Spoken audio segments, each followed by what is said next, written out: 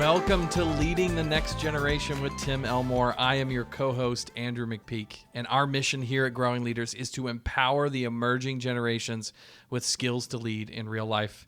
And Tim, today we're talking about that real fun topic that teachers are just so excited to continue to imagine, which is hybrid learning. Yes, we love it. We absolutely love it. Yeah. You can sense the hyperbole in our voices probably right now. Or the sarcasm. Yeah, the more that we talk to teachers, we hear the same thing over. Absolutely. It's terrible. We hate it. I don't want to be there. Yeah. And lots of people have begun to assume, I hope it's true, but have begun to assume that hybrid learning for the majority of it is going to go away as, more people get vaccines and the virus starts to wane and some of those things.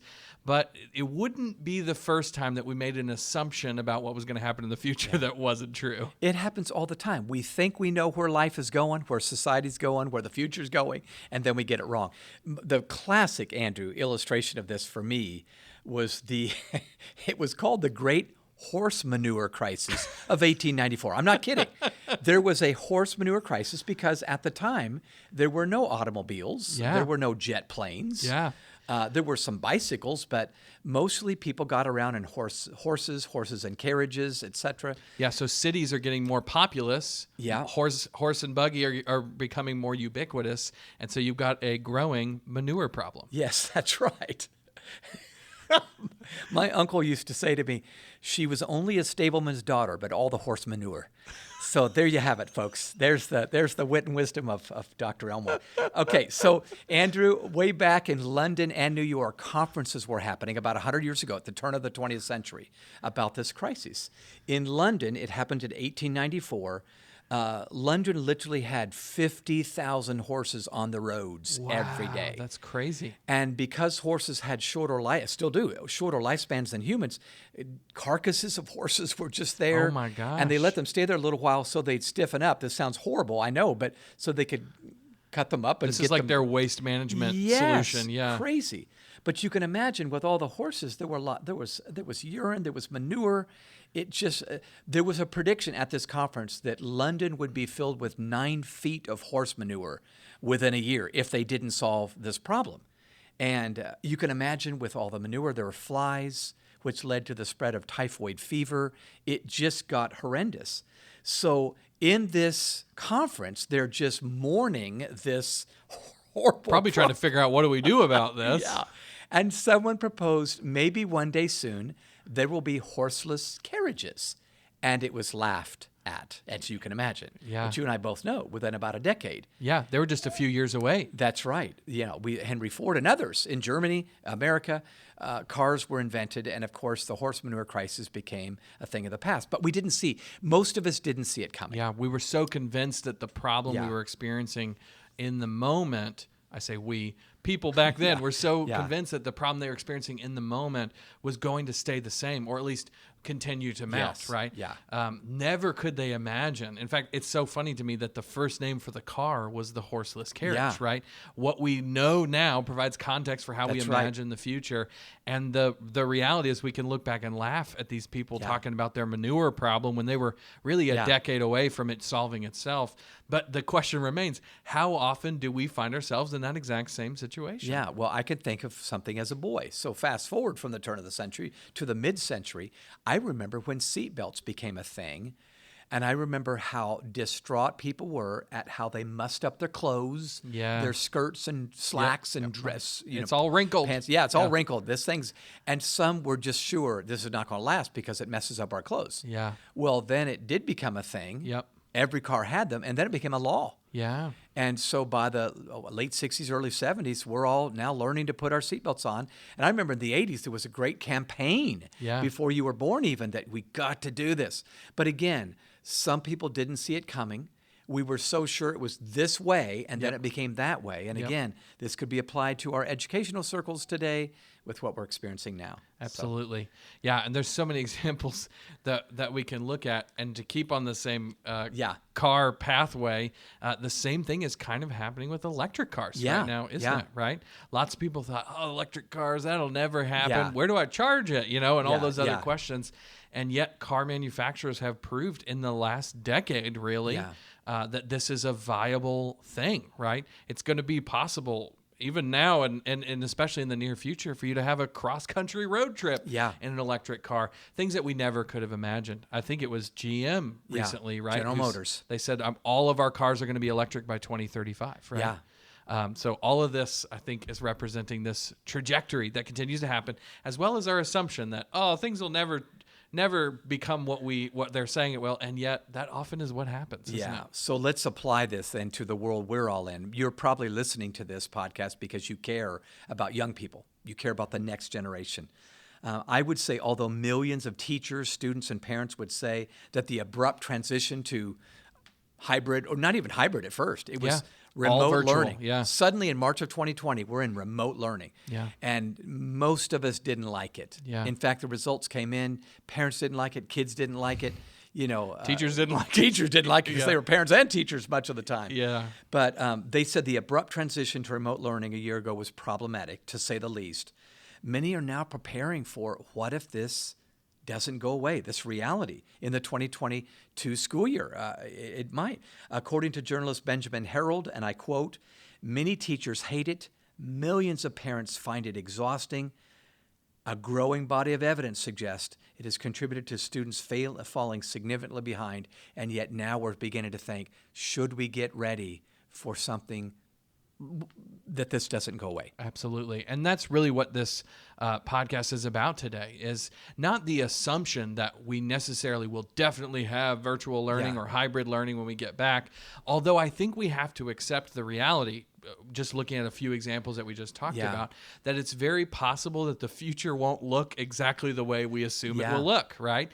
And so the question is, what principles can we sort of manage our leadership by, just in case this whole hybrid learning thing doesn't go away? Absolutely. So what we want to talk about now, and what I think would be really helpful, is to talk about the context for where we're at right now, right? Because the world is sort of changing around us. We're looking at some of the signs. I think probably in 1894, they might have been able to look at some of the signs of their world and realize maybe this problem won't be exactly what we think it is. So I wonder if you could talk about, what are some signs that we're looking at that say maybe this thing might not go away? Well, one reality I'm thinking of right now, Andrew, is something I said in an earlier podcast, that the year 2020 was a great accelerator. Yeah. Whatever was slowly evolving into being suddenly got sped up. Yep. We all were talking about getting better with technology in our schools. Suddenly, we had to. Yeah. We all were talking about the increasing diversity and equity and inclusion. Suddenly, it was not only a thing, it was a must. Yeah. It was a priority. We were all talking about how commerce would happen more electronically, and brick and mortar stores were going, oh my gosh, if that's true, we're in trouble. Well, some went bankrupt because commerce was only taking place through e-commerce. So again, I want our listeners just to understand that things have been sped up. So we can't slowly evolve anymore. We've got to be ready for anything, and particularly we need to be ready for the future. In many ways, I think the train has left the station. Yeah. I really do. Like it or not, there's no going back. Michael Chasen, who helped create the learning management system Blackboard, we all remember that 25 years ago when it first showed up, says that remote instruction has passed the acceptance barrier, meaning we now realize we got to learn to do this. Yes. Every school, just about, at least in urban and suburban areas, there might be a rural school that doesn't need to learn this right away, but I just feel like we need to brace ourselves. The future's coming at us really fast. Absolutely. And if we're not in the mindset that this is here, right? Because I'm hearing it a lot from teachers, and it's not necessarily wrong to think like this, but I think we have this assumption that, okay, well, the 2021-2022 school year is going to mean we go back finally to the way things were. And I think that's the assumption that we're trying to challenge here is no matter what, there is no going back. So my big $64,000 question, maybe even $65,000, is this. So how can we progress from enduring this reality we currently have to actually enjoying it? how do we get ahead of the curve and be ready for it? We're always going to be ready for in-person. How do we Absolutely. get ready for the worst case scenario? Absolutely. And this goes beyond just making sure we've downloaded the latest software. Yeah. It's honestly about principles more than Yeah. it is specific individual things that are going to be true no matter what the future looks Yeah, like. that's right. Whether in a virtual or hybrid or completely in-person school, I think we have to start thinking about the classroom differently. So Yeah. I think you've got some practical principles that we can lean on, 7 of them, in fact. So can you walk us through those? Yeah. So as we look around at our partners, Andrew, we have many partners here in the U.S., but many in Singapore and Brazil and Mexico and other countries around the world. Where actually people are using Habitudes in 72 countries right now. So we get to meet some of the best teachers, and we get to see best practices. So we begin to pose the question, how are you doing hybrid or remote learning, and what's working? So I'm going to share 7 ideas. Some of them are intuitive, some are counterintuitive, but here we go. Let's do it. Number 1, I would say one best practice that we love at Growing Leaders is to create student leadership teams. So think about this. Many teachers admitted to me when I've talked to them that they realized they needed help if their remote learning classes were going to succeed. And I think they found the best place to get that help was the students themselves. Number 1, the students often, understand technology better than the teachers, so that help was there. Yep. But I think one best practice is to identify students who seem to be initiators, maybe those who speak up first or seem more engaged, and ask them to be peer leaders.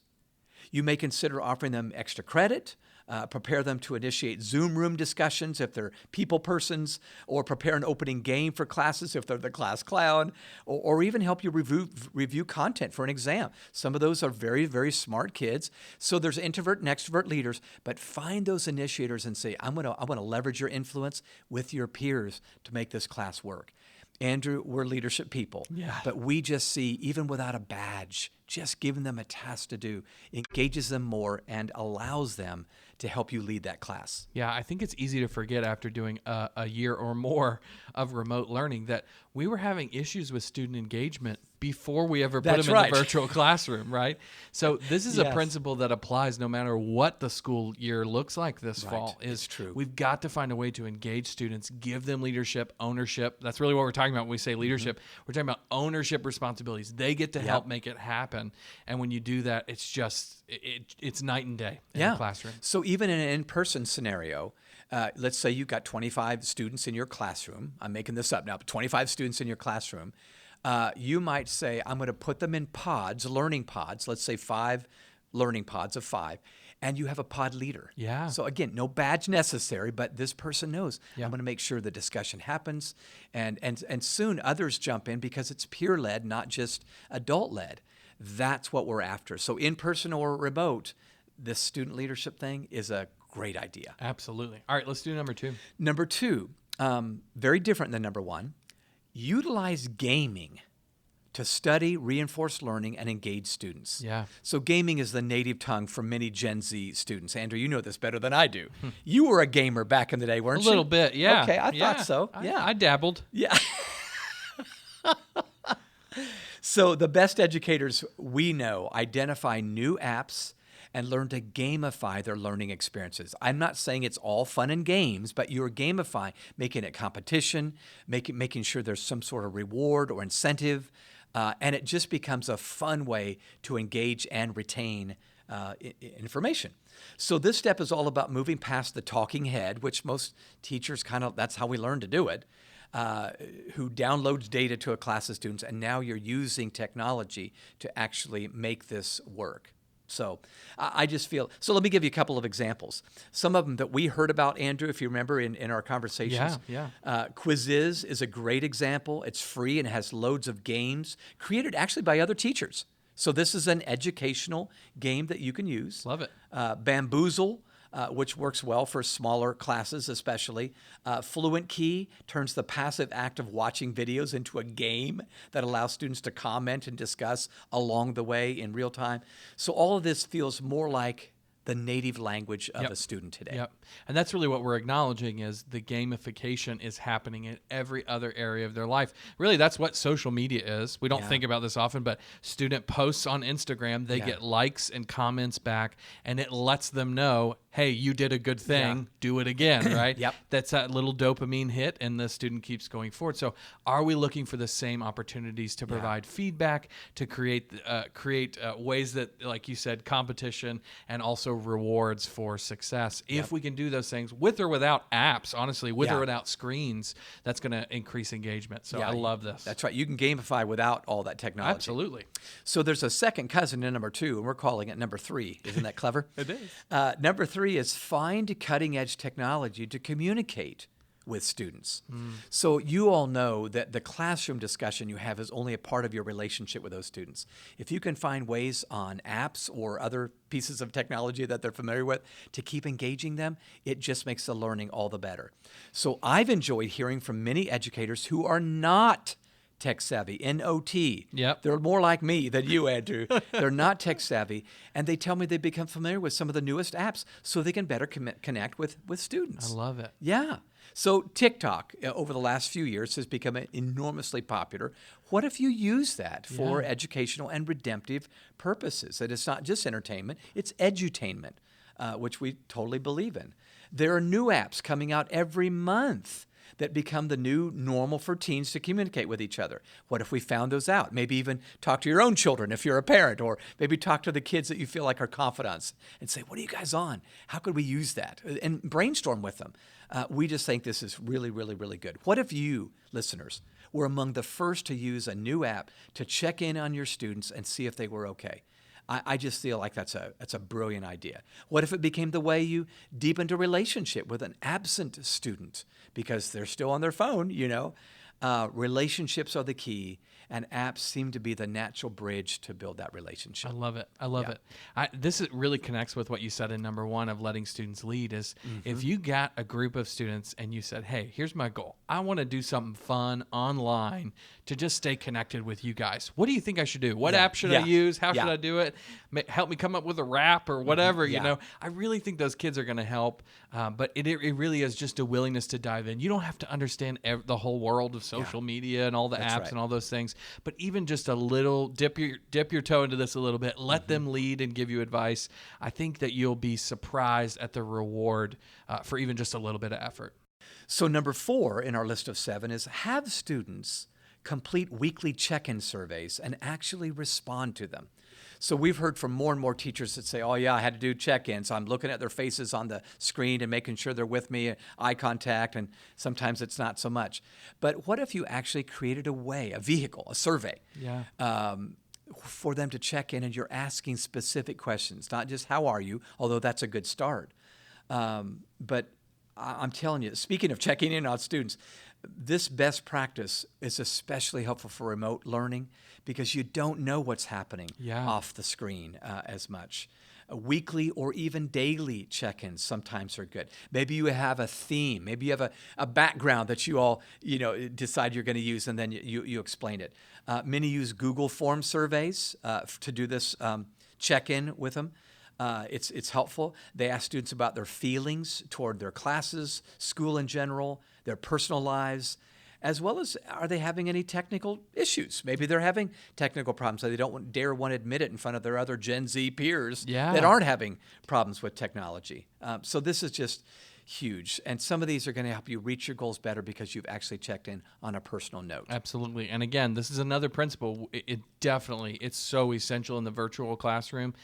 I think we need to be doing this in the in-person classroom too. So I do too. No matter what your educational context, how are we checking in with them, getting it just a really quick understanding of where they're at emotionally? Because we've talked about this so many times on this podcast that where they're at emotionally provides context for whatever you're going to be doing next, whether it's an activity in the classroom, a discussion, you're about to do a math problem or whatever it is, where they're at can provide context for the conversation you want to have. One last point on this before we go further. Some of the teachers we've talked to add a very important question at the end of this little survey, and it's simply this: is there anything else that you think would be helpful for me to know about how you're doing? That gives them the chance to say things they might not have said on questions 1 through 4. Yep. So we just think that's important. That's okay. really good. Number 5. Leverage breakout rooms to deepen discussion and connection. So many teachers that are listening would say, of course, but we're just saying if you've got a class of 20, 25, 30, some of you even have bigger classes, just breaking them up into small groups, Zoom rooms, we've often called it on Zoom. This is just huge. I'm sure many of you do this already, but it was just interesting for me to hear how many educators said using these Zoom rooms was the key to their success. Breaking down the class of 25 into groups of 4 or 5, and then asking students to serve as peer leaders like we mentioned earlier. One phrase we've come to live by, Andrew, you know this, but our listeners may not. We've come to believe there's no life change without life exchange. Yep. Let me say that again. There is no life change without life exchange. So letting them just exchange life with each other is going to help actually dramatically create those epiphanies. Now, is it messy? Oh, of course it's more messy than you just giving a monologue. But boy, is it better to engage them for sure. This is so huge because this is another thing that we were doing in the classroom. And this is one of the things I was so excited about technology catching up is Zoom really introduced this feature right as the pandemic was happening. And it allowed for you to create this sort of intimate space in the middle of a virtual discussion. So are we making space for this to happen? When we do, I think it makes a huge difference. No doubt about it. All right, 2 more. Number 6, identify ways to use online technology to build community offline. Yeah. So if you're in a remote setting going, I'm not enjoying this, well, what if that became the springboard? It was a means to an end, not an end. So again, I've loved the teachers that have said we're using our experience online to push them offline to an activity, an assignment, a project. I have long believed that interaction online should always lead to interaction offline. Educators affirmed to me that ones we've talked to, that remote learning succeeded when it led students to do something together in person, in small groups, in socially distant groups. Some called it driveway groups. They got in a driveway. Yeah. And they still sat apart, but they were in so-and-so's driveway, you know, Yeah. and that was just where they met. For example, a discussion in social studies might be on civic engagement with the elderly. And students could form communities to take food or other essentials to local senior citizens. There's one way to get them offline. But somehow serving together just bonds people. Absolutely. And we're just saying this could work for you as well. Absolutely. Same thing is true if you're talking about engaging with people socially and you just want to give them an idea for how to connect with their family, right? Any way to connect the online world with something that happens tangibly in the offline world, that's how you really do things that actually sink in. Yeah, no doubt. So the last idea, number 7, is really just a personal one. Develop classroom habits of using students' names when interacting. Now, this may sound like, of course, but we've talked to many that said they waited too long before they learned this lesson or relearned this lesson. You know, you're talking to everybody. Anybody got an answer for number 2? But when you say, Susie or Janet or Todd or whatever, suddenly now, oh, she noticed or he noticed. So can I just say the obvious? The best teachers know that virtual learning environments are more effective when students feel known, when they can't remain anonymous. And one best practice for the teachers is to utilize students' names as they interact and encourage students to do the same with each other. So you can find fun, creative ways to do this better, but you just need to lead the way and learn their names. So that there's no question they're known in this class. What if you greeted the students at the beginning by name? Yes. Sometimes we'll even do this with our Monday morning. Hey, Annie, how you doing? How's your kids? Yeah. It's just helpful. And again, it just reminds us, this is not just a television show I'm supposed to sit passively and watch. I'm supposed to engage like a video game. This makes such a huge difference. And maybe there's a teacher out there who's thinking, you don't understand. I've got 6 classes. That's a lot of names. But I'm actually reminded of my wife growing up. Her high school principal knew the first name of every student in the school. Wow. And she still talks about him to this day. It's been almost 20 years since we graduated from high school. So it's crazy to me what can happen when you think about the impact, even the small little action of learning somebody's name and using it on a regular basis, the impact that can make on them well into the future. No doubt about it. So just a reminder, listeners, what if this doesn't go away? What if this new thing that we were just hoping would be a fleeting idea becomes the norm, and we better get ready? I think, again, to General Motors. You brought them up earlier. Mary Barra, CEO of General Motors in Kokomo, Indiana, reminded all of her people in that area, we're planning on going all electric cars by 2035. Well, that means it's a thing. And it's not only a thing, it's the norm. And anybody that's still using gasoline 15, 20 years from now may be having a hard time finding the gasoline pump at the gas station. Yeah, there may be educators who look back on this time 20 years from now and think a very similar thought. I can't believe they did education without fill in the blank. And I think we should be the first ones who figure out what that future looks like. There was another educator who we found out about who's from the country of Brazil. His name is Francisco Tupi, and I think he embodies everything that we're talking about here because he really pushed the ball forward in how we can utilize the world of technology and education.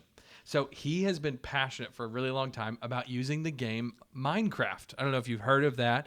It's a very creative game where students can use building blocks of all kinds to create buildings and landscapes in a digital world. But Minecraft for many years has had an education edition that allows students to use coding, 3D modeling in order to build culture and citizenship. And so he actually wrote a dissertation on the world building game Minecraft and how he could use it to create a project where students would actually rebuild ruins from the countries of Iraq and Syria and Afghanistan, basically ancient buildings that have been lost and there's only ruins left. Well, they actually built the real building up in there, and he actually created a whole curriculum on it. What's really amazing, this is what he said about it in an interview. He said, we wanted to build a game that would be helpful in solving problems and spreading awareness about humanity's responsibility towards its heritage sites. The project uses school teachers as moderators, and it motivates students to do research on history, math, geography, and anthropology. And the goal is to build global empathy. I just thought, what a brilliant idea, right? Somebody who is bringing together all those different subjects as well as an important life skill like empathy all into a game that students love to play. So it's a really great example of how one teacher is saying, you know what, I think Minecraft can get us there. It's just another picture of the exact mindset that it takes for us to go, you know what, the future may not look like we want it to, but if we follow a certain set of principles, we'll find a way. Well, thank you, Tim, so much for leading us in this conversation and inspiring us to consider that the future may not be exactly what we think it will be. No matter what the future looks like, though, we know students are going to need life skills in order to navigate that future well. And if you're not currently building life skills in your students, can we suggest one way that you might be able to do it? It's a program that we call Habitudes. Habitudes are simply images that form leadership habits and attitudes. We use a picture that is ultimately a metaphor that comes along with a story and a lot of great experiences and questions that we believe can totally transform a student's life via conversations, really important conversations that build SEL life skills. If you'd like to find out more information and actually try this out for free, you can go to growingleaders.com/SEL and find out about our high school edition of the program as well as our middle school edition. We'd love for you to check that out. If you would rate this podcast, give us 5 stars on iTunes or wherever you get your podcast. That gets the word out about what we're doing here. You may want to actually quite literally share what we're doing here. If you found this podcast helpful and want to pass it along to a friend, we invite you to do that. And then if you want to connect with us online, we're at Growing Leaders and at Tim Elmore on Facebook and Twitter, Instagram. We'd love to connect with you, so reach out to us there. And if you have ideas for this podcast, whether it's people you want us to interview or conversations you want us to talk about, subjects you want us to engage with, shoot us an email. It's podcast@growingleaders.com. Thanks again, Tim, for leading us. Thank you guys for listening, and we'll see you next time.